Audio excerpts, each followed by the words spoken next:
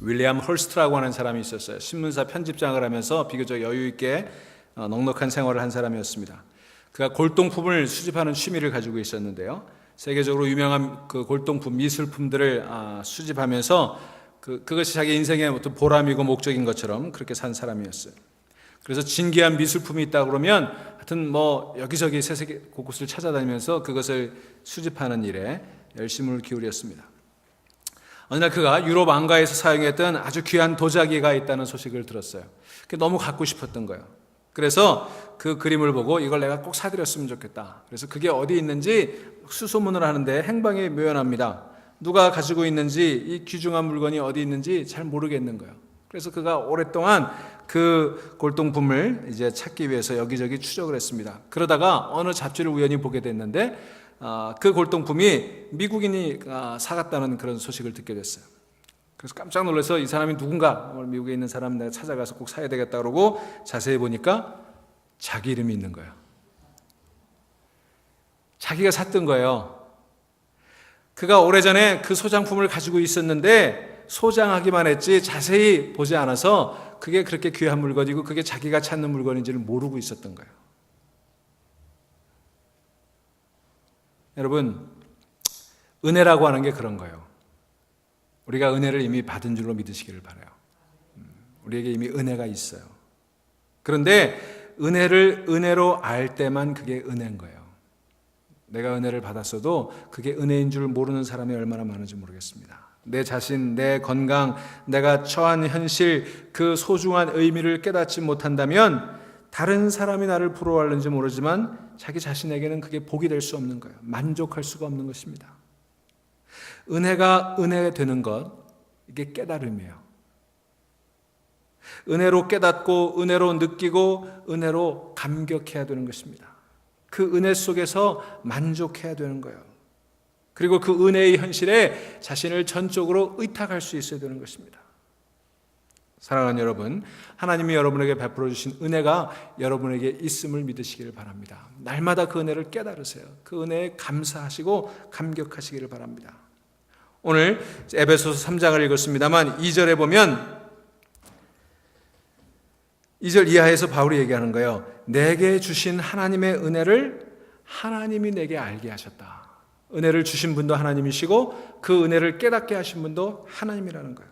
무슨 은혜일까요? 바울이 무슨 은혜를 하나님께로부터 받았고 무슨 은혜를 깨달았는지 그가 은혜에 관해서 세 가지 얘기를 해요. 세 가지 은혜를 받았다.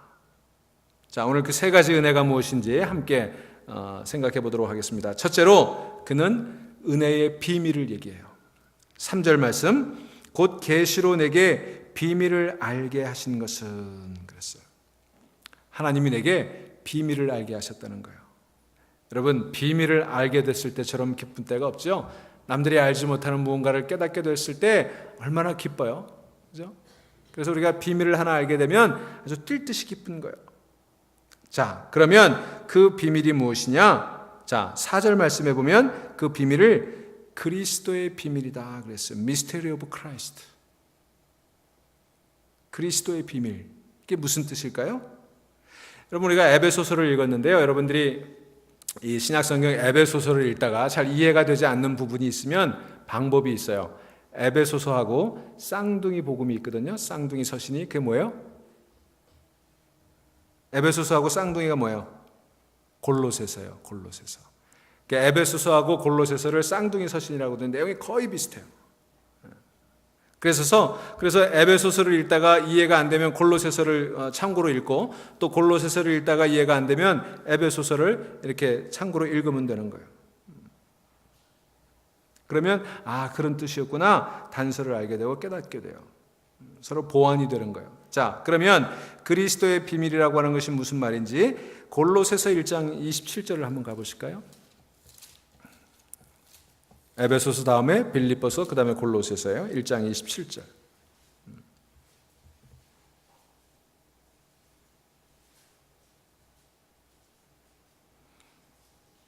자, 같이 읽습니다. 하나님이 그들로 하여금 이 비밀의 영광이 이방인 가운데 얼마나 풍성한지를 알게 하려 하심이라. 이 비밀은 너희 안에 계신 그리스도니 곧 영광의 소망이니라고 그랬어요. 이 비밀이 뭐예요? 곧 그리스도라 그랬어요. 그리스도. 이 비밀이 너희 안에 계신 그리스도니 곧 영광의 소망이라. 바울이 말하는 비밀은요, 그리스도예요. 에베소서 6장 19절에 보면 성도들에게 바울이 중보기도를 부탁해요. 바울은 편지를 쓰면서 꼭 끝에 중보기도를 부탁해요. 날 위해서 기도해달라, 내 사역을 위해서 기도해달라. 그런데 6장 19절에 뭐라고 기도를 부탁하냐면 나로 입을 열어 복음의 비밀을 담대히 알리게 해달라. 복음의 비밀이라는 얘기를 표현을 써요. 복음의 비밀 역시 뭐예요? 그리스도예요. 그리스도. 우리가 복음을 정말 들었다는 것이 무슨 뜻입니까? 우리가 복음의 비밀인 예수를 믿는다는 것이 무엇입니까? 놀랍게도 사도 바울은 골로새서 1장 6절에서 이 복음을 들은 증거로 이 사실을 강조하는 거예요. 골로새서 1장 6절로 가볼까요? 자, 같이 읽습니다. 이 복음이 이미 너희에게 이름에 너희가 듣고 참으로 하나님의 은혜를 깨달은 날로부터 너희 중에서와 같이 또한 온 천하에서 열매를 맺어 자라는도다. 뭐가 비밀이에요? 하나님의 은혜가 뭐예요? 복음을 들었다는 것은, 예수를 믿는다는 것은 하나님의 은혜를 깨닫는 거예요. 하나님의 은혜를 깨닫는 거. 아, 하나님이 나를 이처럼 사랑해 주셨구나. 하나님이 나 같은 죄인을 용서해 주셨구나. 나 같은 사람을 자녀로 삼아 주셨구나. 내 삶을 이처럼 변화시켜 주셨구나. 그것을 깨닫는 거, 이게 하나님의 은혜예요. 아, 하나님의 은혜로 있을 데 없는 자 왜 구속하여 주는지 난 알 수 없도다. 하나님의 은혜로 이 쓸데없는 자가 구속됐다는 것. 그게 복음이에요. 하나님의 은혜를 깨닫는 것. 사랑하는 여러분, 하나님이 여러분을 사랑하시고 아무 쓸데없는 죽을 수밖에 없는 일을 구원해 주시고 자녀 삼아 주셨다는 이 복음을 믿으시는 여러분 되시기를 주의 이름으로 축원합니다. 이 은혜를 깨달아야 되는 거예요. 여러분, 하나님의 은혜를 깨닫는 게 얼마나 소중해요. 2차 대전 때 독일의 나치가 폴란드를 점령하면서 예배당을 점거했어요. 성도들을 폭행하고 폭언을 퍼붓습니다. 그러면서 그 성도들을 다 거기 무릎 꿇게 놓고 그렇게 얘기하는 거예요. 너희가 예수 믿는다고 그러는데 예수가 있긴 한 거냐? 예수가 있다면 내게 한번 증거를 해봐라. 예수가 너희들 삶 속에 있다는 걸 증명해봐라. 그러자 그 중에 한 명이 얘기합니다. 하나님 믿고 말고, 예수님 믿고 말고. 다만 차이는 나는 하나님의 은혜를 알고 당신은 하나님의 은혜를 모른다는 차이일 뿐입니다. 그러자 나치 병정이 얘기합니다. 하나님이 있다면 내게 증거를 보여봐라. 내가 지금부터 이 예배당의 모든 기물을 파괴하고 하늘을 향해서 하나님을 저주하고 하나님에게 포언을 가할 테니까 하나님이 살아계시다고 하면 나를 죽이든지 무슨 수를 쓰지 않겠느냐. 그러니 한번 하나님이 계신지를 한번 증명해보자. 그러면서 거침없이 성당 기물을 파괴하고 하나님을 모독한 쏟아놓습니다. 아무 일도 일어나지 않아요. 그러자 기세등등한 그 나치 병사가 얘기합니다. 거봐라, 아무 일도 일어나지 않지. 하나님이 있기는 뭐가 있어. 그때 조용히 한 성도가 얘기를 합니다. 바로 그게 하나님이 계시다는 증거요. 내가 나치를 모독하고 내가 히틀러를 모독한다면 당신이 나를 내버려 두겠어? 당장 총으로 나를 쏴 죽이지 않겠어? 그러나 하나님은 당신이 하나님을 저주하고 하나님을 그렇게 모독해도 당신을 사랑하시고 우리를 사랑하셔서 우리 죄인된 우리 모두를 그냥 내버려 두시는, 그게 바로 하나님의 은혜고 그게 바로 하나님이 살아계시다는 증거 아니겠소? 그만큼 하나님의 은혜는 놀라운 거예요. 당신은 그 은혜를 모를 뿐이고 우리는 그 은혜를 깨달았을 뿐이요. 거기에 차이가 있어. 여러분, 하나님의 은혜를 깨닫는 사람과 깨닫지 못하는 사람의 차이가 있을 뿐이에요. 우리가 모두 하나님의 은혜를 받은 하나님의 백성인 줄로 믿으시기를 바랍니다. 여러분, 왜 여러 해 신앙생활을 하면서도 삶의 변화가 없습니까? 왜 신앙이 자라지 않는다고 얘기합니까? 그것은 복음의 비밀을 깨닫지 못했기 때문에 그런 거예요. 은혜를 깨닫지 못했기 때문에 그런 거예요. 여러분, 어떤 사람에게 복음이 그리스도가 아직도 감추어진 비밀로 있어서 그 깨달음도 없고, 그러니까 재미도 없고 신앙생활이 오히려 부담스러운 거예요. 교회를 10년, 20년, 30년 다녔는데도 그걸 깨닫지 못하니까 교회 오는 게 짐이에요, 짐, 부담이에요. 그러나 깨닫는 사람에게는 복음은 은혜인 줄로 믿으시기를 바랍니다. 그게 날마다 기쁜 거예요. 감사한 거예요. 그래서 만족하고 그래서 행복한 거예요. 사랑하는 여러분, 은혜를 깨닫고 복음을 깨닫고 여러분 삶 속에 감사와 찬송과 기쁨이 넘치시기를 주의 이름으로 축원합니다. 더 중요한 건요, 복음은 곧 능력이에요. 로마서 1장 16절을 찾아보실까요?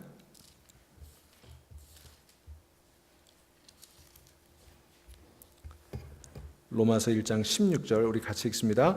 내가 복음을 두려워하지 아니하노니 이 복음은 모든 믿는 자에게 구원을 주시는 하나님의 능력이 됨이라 그랬어요. 복음이 뭐라고요? 하나님의 능력이에요. 고린도전서 1장 18절을 가봅시다.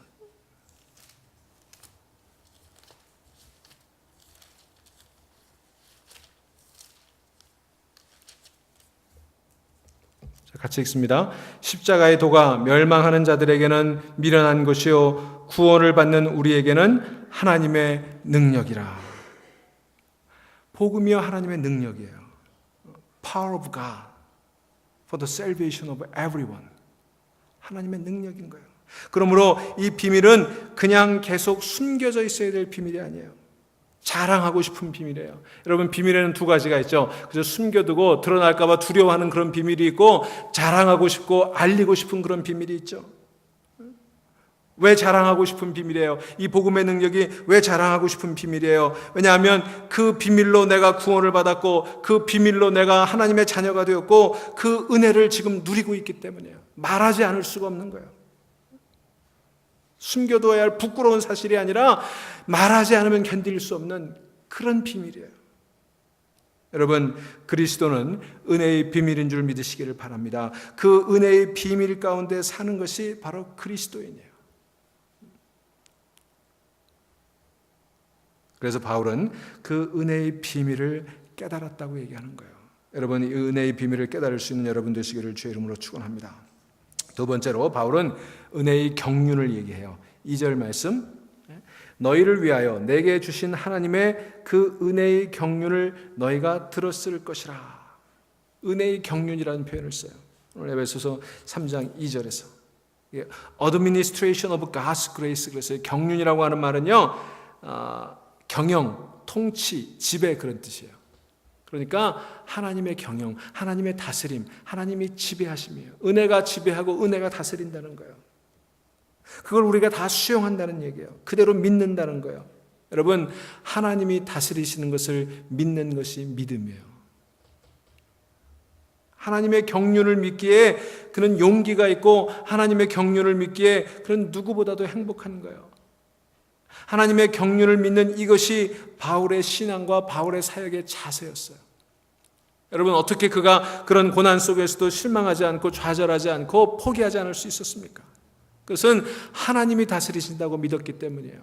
하나님이 하실 거야. 하나님이 뒤집으실 거야. 하나님이 반드시 이루실 거야. 내 눈앞에 보이는 현실은 너무나 막막하지만 하나님이 모든 일을 다 통치하고 계시니까 그것이 그에게 희망이 될 거라는 거예요. God is in control. 하나님이 다스리고 계시는 거예요. 그걸 믿는 것이 은혜의 경륜이에요.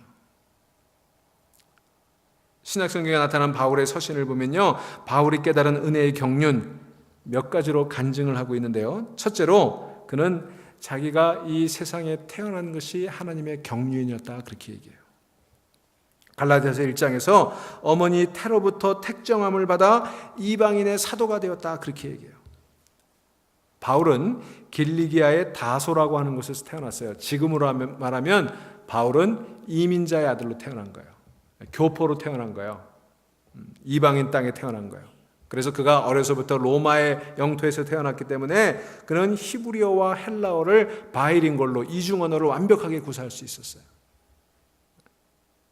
그래서 그가 잘 가만히 보니까 자기가 그 이방 땅에 태어나게 됐던 것, 그게 하나님의 경륜이었다는 거예요. 자기를 이방인을 위한 사도로 삼기 위해서 하나님께서 그때부터 택정하셨다는 거예요. 어머니 뱃속에서부터 자기를 그렇게 택정하셨다는 거예요. 아마 이 얘기를 하는 건 바울이 아마 우리 자녀들이 겪고 있는 것처럼 아마 아이덴티티 크라이시스를 겪었던 것 같아요.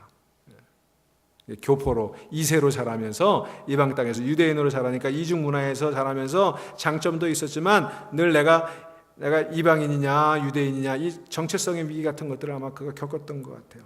근데 지나고 보니까 하나님께서 나를 이방 땅 길리기아 다소 지방에 태어나게 하신 이유가 있었구나. 나를 헬라어와 히브리어를 완벽하게 구사할 수 있는 그런 이중 언어 구사자로 만드신 이유가 있었구나 깨달았던 거예요.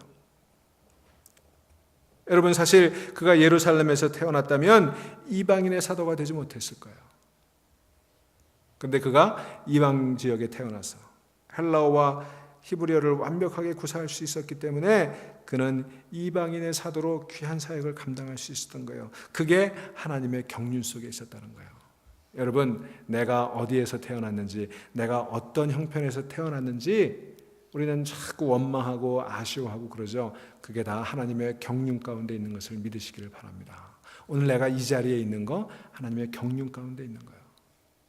제가 여러 번 말씀드리지만 우리 이민자들 툭하면 내가 팔자가 사나워서 미국 땅에 와서 사는구나. 여러분, 팔자가 사나워서 그런 거 아니에요. 하나님의 경륜 가운데 있는 거예요. 그걸 팔자로 생각하면 원망스럽죠. 내가 왜 이런 사람하고 만나서 부부가 되었나. 그거 생각하면 원망스럽죠. 근데 그게 하나님의 경륜 가운데 있다는 걸 알게 되면 기쁜 거예요. 감사한 거예요. 그래서 바울은 내가 이 모양 이대로 여기서 태어난 거 하나님의 경륜이었다고 고백하는 거예요. 여러분, 여러분의 태어난 그 자체를 하나님의 경륜으로 믿으시기를 바랍니다. 두 번째로, 그는 유대 나라 최고의 석학 가말리엘의 문화생으로 교육을 받았어요. 어려운 교육을 받았어요. 힘든 교육을 받았어요. 바리새인으로 철저한 율법 교육을 받았어요. 여러분, 바울이요, 율법을 철저하게 지키는 바리새인들과 맞서 싸울 수 있었던 것은 그가 율법을 철저하게 공부했기 때문에 가능했던 거예요. 그거 알지도 못하면 싸울 수 있겠어요? 잘 알기 때문에 철저하게 싸울 수 있어요. 그뿐만 아니라 그가 왜 이렇게 공부를 많이 했을까? 나중에 보니까 그가 유명한 로마서를 쓰고 갈라디아서를 쓰고 에베소서, 빌립보서, 성경의 13권이나 되는, 학자들에 따라서는 그 다르게 얘기합니다만 6권이라고 얘기도 하고 13권이라고 얘기도 하고 중요한 건 아니에요. 어쨌든 그런 많은 신약 성경의 그 주옥 같은 편지들과 그 책들을 쓸 수 있었던 그 배경이 뭐냐? 그가 학문적 기초가 튼튼했기 때문에 그래요. 가말리엘의 문화에서 율법을 철저히 공부하고 또 로마의 학문을 공부했기 때문이에요. 그를 그렇게 열심히 공부시켰던 그 이유가 바로 하나님의 경륜이에요. 바울은 어쩌면 그런 생각했을지도 모르겠어요. 내가 뭐하러 그 율법은 공부했을까? 이렇게 고생하면서 감옥에 갇히면서 전도하러 다닐 바에야 내가 왜 그 힘든 공부를 가말리엘의 문화에서 했을까? 그 생각을 했겠지만 나중에 알고 보니까 그게 하나님의 경륜이었어요. 여러분, 여러분이 지금까지 살아오신 모든 일 하나님의 경륜인 줄로 믿으시기를 바랍니다. 세 번째로, 바울은요, 자기가 고난당하는 것이 은혜의 경륜이었음을 알게 되었어요. 그는 감옥에 자주 갇히지 않았습니까? 매도 많이 맞지 않았습니까? 자, 그 고생을 하면서 그는 깨달았어요. 빌립보서 1장 12절, 형제들아 내가 당한 일이 도리어 복음 전파의 진전이 된 줄을 너희가 알기를 원하노라 그랬어요. 내가 당한 일이 뭐예요? 그 뒤에 설명해 보면 바울은 지금 감옥에 갇혀 있는 거예요. 감옥에 갇힌 일을 얘기하는 거예요. 내가 당한 일. 내가 당한 일, 감옥에 갇힌 일이 도리어 복음 전파의 진전이 된 줄을 너희가 알기를 원하노라. 자기가 고난당하는 것이 하나님의 경륜이었다는 거예요. 사실 그랬어요. 바울이 지금 억울하게 감옥에 갇혀 있지 않습니까? 제가 지난번 여성교회 신예배 때 말씀드렸습니다만 그 감옥에서 지금 재판을 기다리는데 재판이 수년째 미뤄지는 거예요. 얼마나 답답했겠어요. 빨리 재판을 받아야 될 텐데 밖에 나가서 복음을 증거해야 될 텐데 감옥에 갇혀서 꼼짝달싹 못하는 거예요. 어떻게 보면 절망할 만한 그런 상황이었죠. 그런데 가만히 보니까 그게 하나님의 경륜이었다는 거예요. 왜냐하면 바울을 바울이 감옥에 갇혀 있을 때 그를 경비하고 그를 감시하는 그 황제 친위대, 그 수비대들, 그게 다 누구라고 그랬어요? 로마의 귀족의 자녀들이라고 그랬죠. 로마는 귀족들만 군대를 갔어요. 그래서 황실 친위대는 로마의 귀족들 자제들이 근무하는 거예요. 대한민국하고 달라요. 그래서 그들이 군복무를 마치고 나면 이제 그 사회의 지도층이 되는 거예요. 그래서 바울을 감시하고 있는 그 수비대원들이 로마의 귀족들의 자제고 나중에 로마의 지도자들이 될 그런 사람들인데, 바울이 날마다 그들과 상대하면서 뭐 했겠어요? 바울의 특기가 뭐예요? 전도하는 거잖아요. 복음 증거하는 거잖아요. 날마다 그들과 논쟁하고 그들에게 복음을 증거했던 거예요. 그래서 그 바울을 감시하고 있던 황실 친위대의 상당수가 예수를 믿게 된 거예요.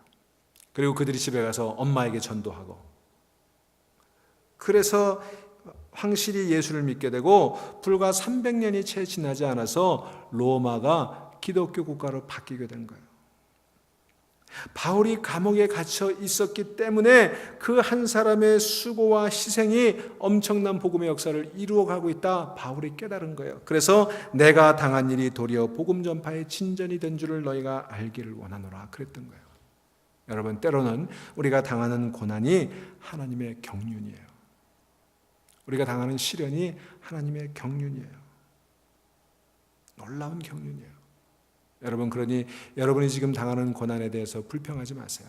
그 속에서 하나님의 경륜을 발견하는 여러분 될 수 있기를 주의 이름으로 축원합니다. 고난을 통해서 내가 강해지는 거고요. 고난을 통해서 내가 겸손해지는 거고요. 고난을 통해서 하나님의 뜻을 깨닫게 되는 거예요. 또 하나 있어요. 바울 그에게는 뜨거운 민족애가 있었어요. 바울은 사실은 동족을 위하는 마음이 있었어요.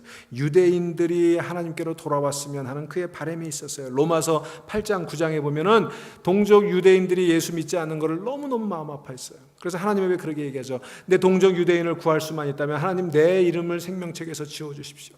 그렇더라도 내가 동족만 구할 수 있다면 내가 저주받는 거, 내가 구원받지 못하는 거 괜찮습니다라고 말했을 정도로 그렇게 동포애가 강했던 사람이에요.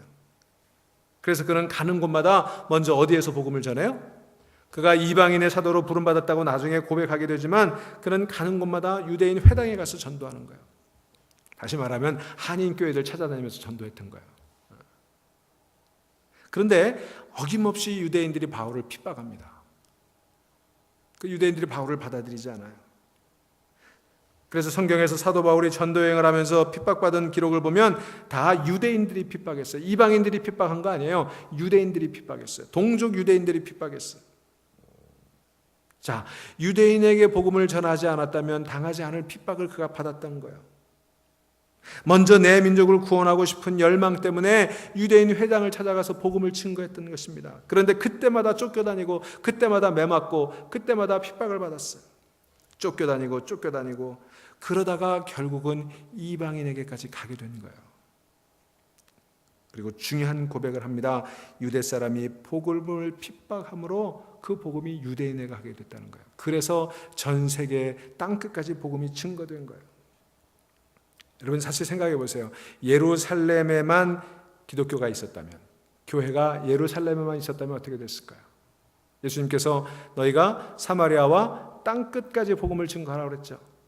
근데 초대교회 어떻게 됐어요? 예루살렘 교회가 어떻게 됐어요? 교회가 막 부흥하니까 자기들끼리만 모여 있었어요. 교회가 자꾸 부흥하니까 교회당 짓고 그다음에 자기들끼리 구제하는 일 가지고 싸움 나고, 그래서 박해가 났죠. 박해가 나니까 그 박해를 피해서 사마리아 지방으로 가다가 사마리아인들에게 복음을 전하고 이디오피아 사람에게 복음을 전하고 그렇게 했던 거 아니에요? 만약 예루살렘 교회가 안정적으로만 성장했다면, 그래서 바울도 예루살렘 교회에만 있었다면 복음이 세계화되지 않았을 거예요. 그런데 기독교는 예루살렘을 벗어나지 못할 그런 가능성이 있었기 때문에 박해가 온 거예요. 사람들이 박해를 하니까 예수만 믿는 사람들이 살기 위해서 도망가다가 여기저기 복음을 전하게 됐어요. 그래서 이방으로 퍼지면서 오늘 여기까지 온 거예요. 유대인들이 기독교를 핍박했기 때문에 이방인이 예수를 믿게 된다. 이게 놀라운 경륜이에요. 하나님께서 그런 경륜을 가지고 계셨다는 거예요. 여러분 삶 가운데 박해가 있습니까? 시련이 있습니까? 제가 오늘 새벽에 말씀 묵상하다가 요한복음 6장에 나오는 오병이어의 기적 그 말씀을 이렇게 묵상하는데 영어 성경으로 읽다 보니까 예수께서 오병이어 빵을 가지고 어떻게 하셨어요? 빵을 들어 떼어 나눠주시며 말씀하셨죠. 근데 떼어라고 하는 말, 우리 성경에는 떼어라고 번역이 되는데 영어 성경에는 브로크라고 되어 있어요. 브레이크. 빵을 부러뜨린 거예요. 빵을 깬 거예요. 쪼갠 거예요. 그 브레이크라고 하는 말이 제 마음속에 와닿았어요. 여러분 살면서 여러분 인생이 깨질 때가 있죠. 내가 브로크 될 때가 있죠. 브레이크 될 때가 있죠. I'm broken. 내 몸이 깨질 때가 있고, 내 인간관계가 깨질 때가 있고, 내 가정이 깨질 때가 있고, 내 사업이 깨질 때가 있죠. 그게 브레이크 돼야만이 그 다음 무슨 일이 있었어요. 그걸 예수님께서 나눠주시니까 그게 멀티플라이. 그게 많은 사람들 5천 명을 먹이고도 12광주리가 남은 거예요. 그래서 제가 오늘 아침에 제 트위터에다가 그렇게 썼어요. I feel sometimes that something's broken in my life. 내 인생에 뭐가 깨진 것 같은 느낌이 들 때가 있어. 내 자존심이 깨질 때도 있고, 내 자아가 깨질 때도 있고, 내 계획이 깨질 때도 있고. 그래서 그 깨지는 게 너무 안타깝고, 그 깨지는 게 너무 속상하고, 그러죠, 여러분? 그런데 it's okay to be broken. 여러분, 깨지는 게 괜찮아요. 깨져야 돼요. 깨져야만이, 브로크 돼야만이, 브레이크 돼야만이 하나님께서 멀티플라이 하시는 거예요. 늘려주시는 거예요. 축복해 주시는 거예요. 그게 바로 하나님의 경륜이에요. 여러분 삶 가운데 지금 무엇이 깨져 있습니까? 괜찮아요. 그 깨진 것을 통해서 하나님께서 그것을 멀티플라이 늘려주시고 강하게 해주시고 새롭게 해주실 줄로 믿으시기를 바랍니다. 그게 하나님의 경륜이에요. 여러분, 마스시다 전기를 창업했던 마스시다 고노스케, 경영의 대가라고, 경영의 신이라고 부르는 그 사람이 있죠. 그가 이런 교훈을 남겼어요. 하나님이 내게 주신 3가지 은혜에 늘 감사하고 있습니다. 첫째, 이 마스시다, 경영의 황제라고 얘기하는, 경영의 신이라고 얘기하는 마스시다가 무엇을 감사했는지 한번 들어보시겠어요? 첫째, 집이 너무 가난해서 구두를 닦고 신문팔이를 하면서 사람들이 경험하는 모든 일을 절절하게 경험했다. 그야말로 가난과 인생을 밑바닥에서 경험할 수 있었다. 그래서 가난한 집에서 태어난 것을 감사한다. 가난한 집에 태어나서 원망하고 불평하고 나는 왜 이 모양일까 얘기하는 사람도 있지만, 이 마스시다는 자기가 가난한 집에 태어났기 때문에 밑바닥을 경험하고 사람들을 많이 만날 수 있었다는 거예요. 그래서 거기 밑바닥에서부터 인생의 중요한 교훈을 배웠다고 그렇게 고백하는 거예요. 두 번째, 태어날 때부터 나는 몸이 허약해서 항상 운동에 힘쓰고 절제하는 생활을 했습니다. 그래서 건강할 수 있었습니다. 그가 몸이 약하게 태어났어요. 근데 그걸 감사하는 거예요. 여러분, 우리말에 일병백세라는 말이 있죠. 건강한 사람이 오래 사는 거. 고로롱 80이라고 그러죠. 몸 아픈 사람이 고로롱 하면서 오래 사는 거. 왜 그래요? 몸이 약하니까 늘 몸을 돌보는 거예요. 조심하는 거예요. 그래서 아프다 그러면서도 80 사는 거예요. 오래 사는 거예요. 방종할 시간이 없어요. 방탕할 시간이 없어요. 병원에 들락달락 약을 매일 먹으면서 오래오래 사는 거예요. 여러분, 사람이요, 죽었다 살았다 해야 정신 차리는 거예요. 그냥 건강하기만 하면 건강 믿고 그러다가 퍽 쓰러지잖아요. 마스시다가 얘기하는 게 그게 은혜라는 거예요. 약한 몸으로 태어나서 늘 조심하고 운동에 힘쓰고 나쁜 거 먹지 않고 나쁜 일 하지 않고 그리고 건강을 챙겨서 오래 살게 됐다는 거예요. 세 번째, 마스시다가 고백하는 감사는 이거예요. 나는 초등학교밖에 안 나왔기에 내게는 모든 사람이 스승입니다. 아랫사람이 없습니다. 다 좋고 귀한 스승입니다. 모든 사람으로부터 배우는 마음으로 대합니다. 그래서 오늘 내가 있습니다.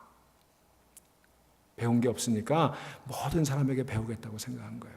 모든 사람이 스승이라고 생각한 거예요. 늘 겸손했던 거예요. 여러분 어떠세요? 여러분 마스시다 같은 그런 삶에 처해 계시지 않습니까? 가난한 집에 태어나서 밑바닥 인생을 살아오셨어요? 건강이 좋지 않아서 늘 하고 싶은 대로 못하고 사셨어요? 국민학교밖에 못 나와서 배운 것이 없어서 남들에게 무시당하며 살았어요? 마스시다 고노스케는 그런 속에서 그게 은혜였다고 고백하는 거예요. 그게 자기를 경영의 신으로 현대 경영학에서 귀한 인물로 만들었다는 거예요. 사랑하는 여러분, 그날이 있으므로 오늘 내가 있다는 것을 그때 알 수만 있었다면 그때도 감사할 수 있지 않았을까요? 그때도 하나님을 찬양할 수 있지 않았을까요? 그때 실패가 있어서 오늘의 내가 있다면 그 실패의 시간도 하나님이 함께 하신 시간이 아닐까요? 그 실패야말로 하나님의 경륜 아니겠습니까? 그때 오늘이 있을 거라는 걸 생각했다면 그때 얼마나 감사했겠어요. 그때 내가 넘어졌을 때, 그때 내가 부러졌을 때, 내가 브로큰 됐을 때, 그때 그것이 오늘의 나를 만들어줄 수 있는 것이라고 그때 알았다면 그것을 얼마나 귀하게 여겼겠어요. 여러분, 그러므로 큰 은혜의 경륜을 마음에 두고 오늘도 좁은 인간의 판단에서 벗어나서 불확실 속에서 확실함을 가지고 더 큰 은혜에 대해서 감사와 찬양을 드릴 수 있는 여러분 되시기를 주의 이름으로 축원합니다. 그게 하나님의 은혜의 경륜의 비밀을 깨닫는 사람이에요. 세 번째, 바울이 오늘 에베소서 본문에서 얘기하는 건 은혜의 직분에 대해서 얘기합니다. 7절 말씀 보니까 이 복음을 위하여 그의 능력이 역사하시는 대로 내게 주신 하나님의 은혜의 선물을 따라 일꾼이 되었노라 그랬어요. 일꾼이 되었다. 여기서 일꾼이라고 하는 말 헬라어로는 디아코노스라고 하는 뜻이에요. 봉사자라고 하는 뜻이에요. 보수를 바라고 하는 것 아니고 상급을 바라고 수고하는 것 아니고 선물 받은 마음으로, 은혜 받은 마음으로 봉사하는 거예요.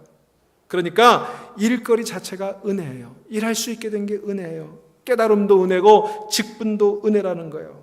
그래서 그 은혜의 선물을 따라, 여기 은혜의 선물이라는 표현을 쓰죠. 여러분, 선물은 뭐예요? 내가 노력해서 받은 거 아니죠? 내가 받을 만해서 받은 거 아니죠? 거저 받은 거잖아요. 상대방의 호의로 받은 거잖아요. 받을 만한 자격이 없는데 거저 준 걸 선물이라고 그러죠. 그래서 은혜의 선물을 따라 내가 일꾼이 되었다는 거예요.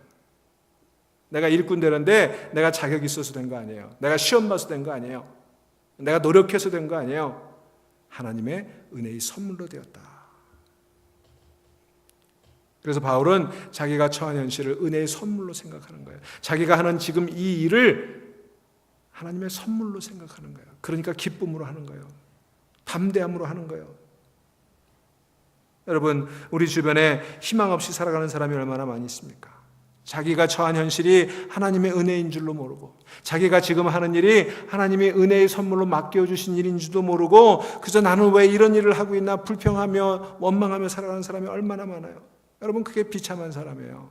자기가 하는 일이 귀한 일인 줄 모르는 사람, 삶의 의미를 찾지 못하는 사람, 그저 목구멍이 포도청이라고 입에 풀칠하기 위해 일하는 사람, 그 참 불쌍한 사람이에요.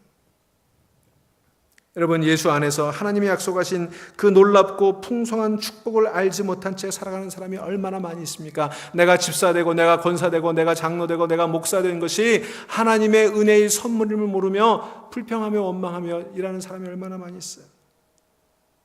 여러분, 그들에게 복음의 비밀, 그 기쁜 소식을 알려주는 복음의 일꾼, 그리스도의 일꾼이 된다는 것이 얼마나 커다란 특권인지 깨달아야 되는 거예요. 여러분, 그래서 바울은 감격해서 말하는 거예요. 내가 일꾼이 되었노라. 일꾼이 되었노라. 주께서 나를 일꾼 삼으신 것, 그것이 은혜라는 거예요. 선물이라는 거예요. 복음을 위한 일꾼. 내가 되고 싶어서 된 거 아니에요. 하나님이 나를 일꾼 삼아주신 거예요. 여러분, 320장 한번 찬송 한번 불러봅시다.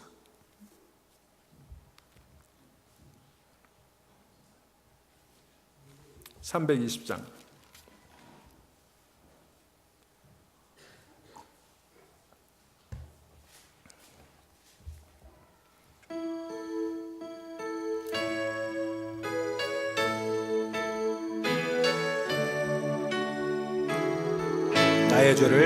나의 죄를 정케 하사 주의 일꾼 삼으신 구세주의 넓은 사랑 항상 찬송합니다. 나를 일꾼 삼으신 주 크신 능력 주시고 언제든지 주 뜻대로 사용하여 주소서. 내게 부어주시려고 주의 예비하신 주 주의 은혜 채워주사 능력 있게 하소서. 나를 일꾼 삼으신 주 크신 능력 주시고 언제든지 주 뜻대로 사용하여 주소서. 죄의 짐을 풀어주신 주의 능력 크도다. 나를 빌어 사신 예수 내 맘속에 오소서. 나를 일꾼 삼으신 주 크신 능력 주시고 언제든지 주 뜻대로 사용하여 주소서. 주여 내게 성령으로 주여 내게 성령으로 충만하게 채우사 생명수가 강물처럼 흐르게 하옵소서. 나를 일꾼 삼으신 주 크신 능력 주시고 언제든지 주 뜻대로 사용하여 주소서. 아멘. 여러분, 나를 일꾼 삼아주신 거 하나님의 은혜예요. 내가 그 일꾼 될 자격이 없다니까요. 내가 원해서 된 거 아니에요. 내가 하고 싶어서 된 거 아니에요. 내가 자격이 있어서 된 거 아니에요.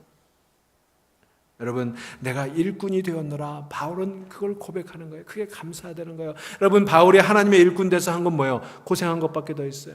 감옥에 갇힌 것밖에 더 있어요. 매 맞는 것밖에 더 있어요. 가난하게 사는 것밖에 더 있어요. 풍랑이는 바다에 빠져 몇 번씩 죽을 뻔한 것밖에 더 있어요. 동족으로부터 비난받고 멸시받고 박해받은 것밖에 더 있어요. 그런데 그 일꾼 된 게 감사되는 거예요. 여러분, 하나님의 일꾼 된 걸 감사하시기 바랍니다. 저 유명한 아프리카의 선교사 리빙스턴이 이제 안식년을 맞아서 돌아왔어요. 여러 대학을 다뤄다니면서 자기 선교사에게 대해서 또 선교의 소명을 위해서 강연을 합니다. 많은 젊은이들이 그의 강연을 들으면서 눈물을 흘렸어요. 그런데 여러분, 이 리빙스턴이요, 강연하러 다닐 때 그의 체중이 100파운드밖에 안 나갔대요. 서양 남자가 100파운드였으니까 얼마나 젓가락같이 마른 그런 모습 아니었겠어요. 아마 그래서 더 사람들에게 그 감명을 줬는지 모르겠는데 열병으로 고생해서 그냥 피골이 상접한 그런 모습이었어요. 그 모습을 보고 강연 중에 학생 하나가 이렇게 마음의 감동을 받아서 리빙스턴에게 얘기합니다. 선교사님, 저도 선교사님처럼 선교사로 헌신합니다. 죽을 각오가 되어 있습니다. 제가 이제 선교사가 되어서 일생 동안 하나님을 위해 바치겠습니다. 그러자 리빙스턴이 그 청년에게 대답합니다. 그래야죠. 나도 그렇게 각오를 했었으니까요. 그런데 더 중요한 게 있습니다. 하나님께서 그 일을 당신에게 맡겨주셔야 합니다. 내가 선교사로 헌신하는 일도 귀중하지만, 내가 주를 위해 죽도록 충성했다고 결단하는 일도 중요하지만 하나님이 맡겨주셔야 되는 거예요. 내가 하겠다고 되는 거 아니에요. 가고 싶다고 가지는 거 아니에요. 하고 싶다고 해지는 거 아니에요. 여러분, 직분은요, 은혜의 선물이에요. 그래서 여러분, 내가 일꾼 되었노라, 이 바울의 고백을 여러분의 입에, 여러분의 고백으로 만드시기를 주의 이름으로 축원합니다. 하나님이 맡겨주셔야 되는 거지 내가 하고 싶다고 되는 거 아니에요. 여러분이 교회에서 어떤 직분을 맡으셨습니까? 성가대원이세요? 교사예요? 주방에서 일하십니까? 교회 청소를 하십니까? 장로세요? 권사세요? 그 어떤 것이든지 상관없어요. 하나님이 맡겨주신 거예요. 내가 하고 싶다고 돼서 되는 거 아니에요. 그러니 여러분이 교회에서 어떤 직분이든 교회 직분을 맡았다면 소중히 여기고 충성을 다하세요. 아무나 맡겨주는 거 아니라니까요. 그 감사해야 돼요. 내가 일꾼 되었노라. 은혜의 경륜을 따라 하나님이 계획하시고 하나님이 섭리하셔서 일꾼 된 거예요.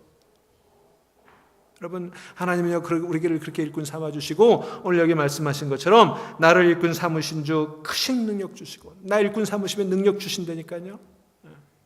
그러니 여러분, 일꾼 삼아주신 거 감사하세요. 왜냐하면 거기에 따른 능력이 따라오게 돼 있어요. 여러분 잘 아는 헬렌 켈러는 삼중의 장애를 극복한 사람이에요.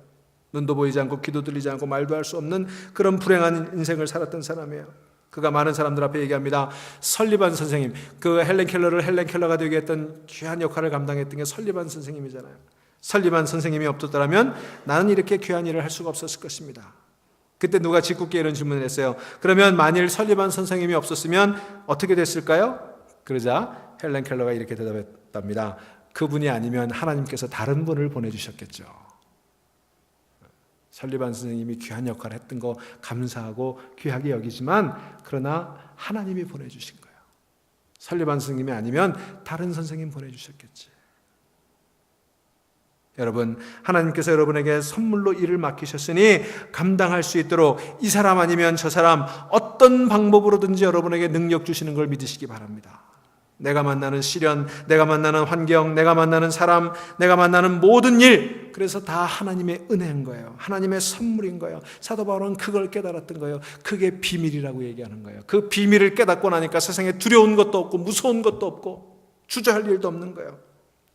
바울은 그 은혜를 알았기에 충성했고, 그 은혜를 깨달았기에 감사했고, 그 은혜를 향해 가슴이 열렸고, 은혜 안에서 누구든지 용서할 수 있었고, 누구든지 사랑할 수 있었고, 누구든지 함께 할 수 있었던 거예요. 사랑하는 여러분, 내게 주신 은혜를 바로 깨닫는 여러분 되시기를 바랍니다. 여러분에게 주신 은혜가 족한 줄로 아시기를 바랍니다. 그 은혜 안에 진실하시기를 바랍니다. 그때 여러분에게 새로운 세상이 열릴 거예요. 비밀을 안 사람, 비밀을 깨달은 사람에게 놀라운 은총이 하나님으로부터 여러분들에게 주어질 줄로 믿습니다.